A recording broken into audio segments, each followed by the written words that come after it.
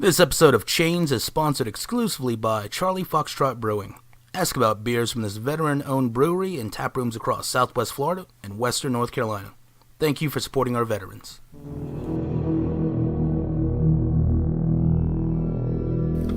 Chains, Part 16. Written by Dustin Dhonash.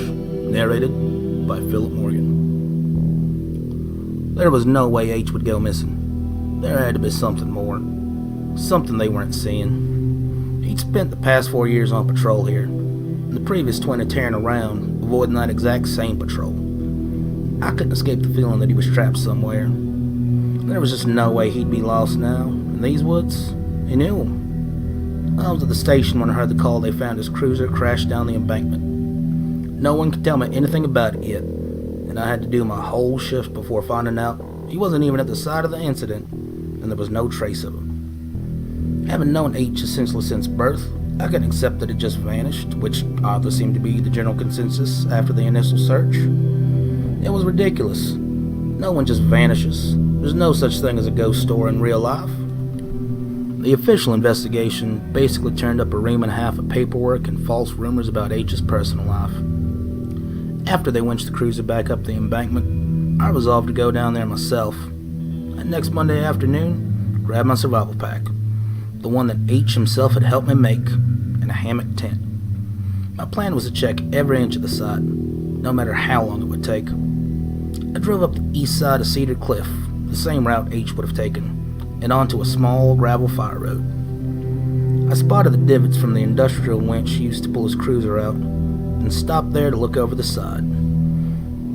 From this angle it was a hellish drop, 20 or 25 feet through saplings into a few rocks that were covered by a metric ton of leaf meal.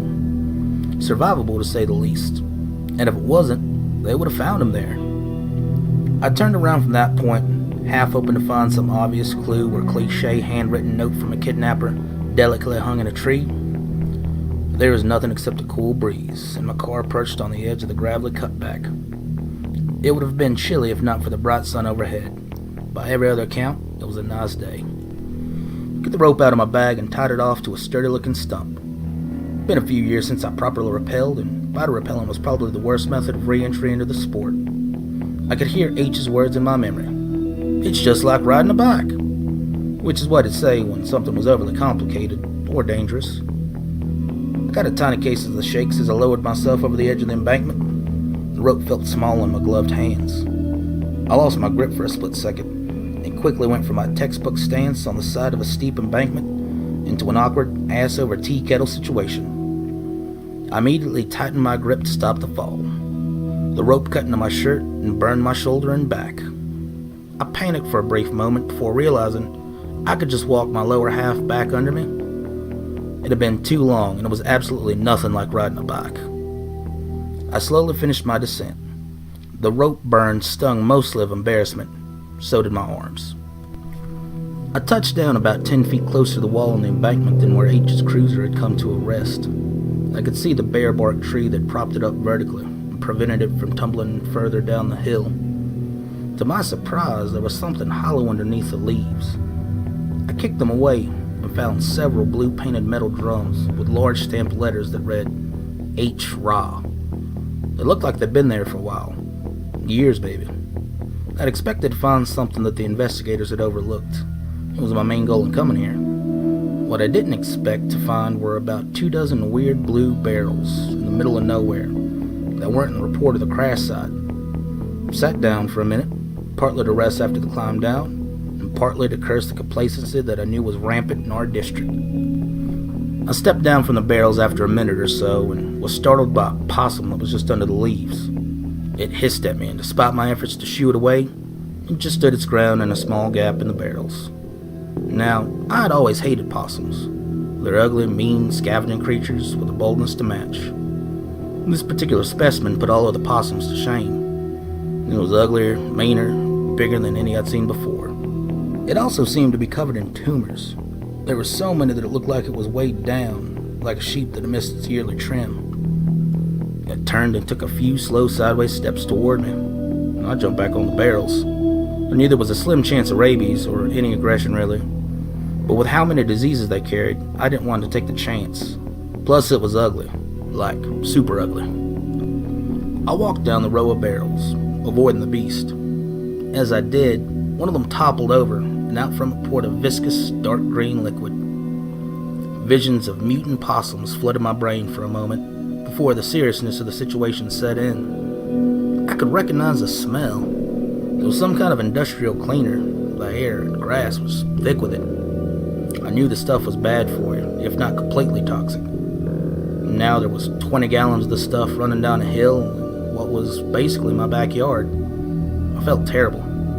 There wasn't much I could do about it now, and it wasn't my fault that it was there, hidden. I'd have to come back and do something about it afterwards. Set off in a different direction, leaving this strange chemical/possum situation behind me. I found a small rock and decided to have a quick meal. As the sun shifted in the sky, I began to notice a strange pattern in the grassy hill just below me. Every few feet or so I saw a deep, dragging cut in the soil, almost like a small plow. In any other light, it wouldn't have been noticeable. I had no way to tell how old they were, but at least now, weird blue drums and stupid ugly rodents aside, I had a lead. The sun would be below the tree line soon, so I left the embankment and carefully walked down the hill, through the saplings and onto a grassy clearing, where I saw the pattern and followed it for a few minutes. It occurred to me that following these strange marks would be harder as the sun went down, so I started jogging along the field. After a while, the strange marks led to a hole in a chain-link fence. On the other side was a large concrete pad that it looked like it had been some kind of warehouse or other large industrial building. The marks went from a deep indentation in the grass to a harsh scrape along the weathered concrete, like someone was dragging metal. A few of the fixtures were still there, embedded in the concrete slab. I couldn't make heads or tails of them. What I did see was the same logo from the blue steel drums, H-Ra. Some anger at the ineptitude of the initial investigation surged through me. Thoughts of the fully grown adult investigators running scared at the sight of King Possum back there helped a lot. I pushed on through another broken chain-link fence, an old crumbling parking lot, and out into the forest, the marks once again cutting deep into the untrodden soil. When I was younger, H would bring me out camping at places like this. Though he was technically my uncle, we were only about 6 years apart. He knew so much about being out here. When I would struggle with some part of it, he was quick to remind me that enjoying nature was easy, without all the fuss. I had once forgotten my tent on a 2-day trip along a section of the AT. I didn't realize it until we were about 3 hours in on foot.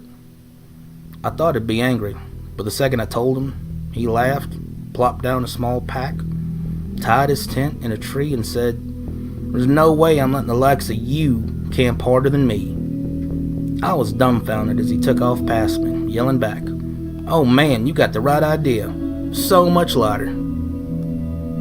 I had to find him. It was getting darker now that I was below the tree line, and much to my surprise, there was a light rain that quickly turned to snow. I pulled a small jacket out of my pack, took a rest on a small, flat rock, and closed my eyes for a minute to adjust. When I opened them, I could make out an old white barn some distance down the hill. I could see a dim orange light from inside, and smoke billowing out of the top. Suddenly, I heard gunshots. They were close. I took cover as best I could and tried to find where they were coming from. I left my cover and quickly moved around the hill to the back part of the barn, opposite from where I heard the gunshots ring out. The barn itself was quickly catching fire. I was torn. The gunshots in the distance made me think better than yelling out in the barn. The fire seemed to be concentrated mostly in one room, so I did a quick search instead. There was no one. I heard another volley of gunshots. They were coming from a small house adjacent to the barn. From my vantage point, I saw a young woman flee the area and get into a small drain pipe that led back up the hill from where I was. I had a lot of work to do if H was anywhere around here.